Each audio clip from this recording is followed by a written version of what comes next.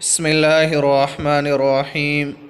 70 قسم کی بلاؤں سے حفاظت کے لیے جو شخص فجر کی نماز کے بعد صرف 7 مرتبہ یہ مختصر کلمہ پڑھ لے تو اللہ تعالیٰ 70 قسم کی بلائیں اس سے دور کر دیتے ہیں۔ وہ مختصر کلمہ یہ ہے، تو محترم دوستو آئیے میرے ساتھ ساتھ اس کلمے کو پڑھیے، یاد کیجئے اور ویڈیو کو آخر میں دوسروں تک شیئر کیجئے۔ بسم اللہ الرحمن الرحیم۔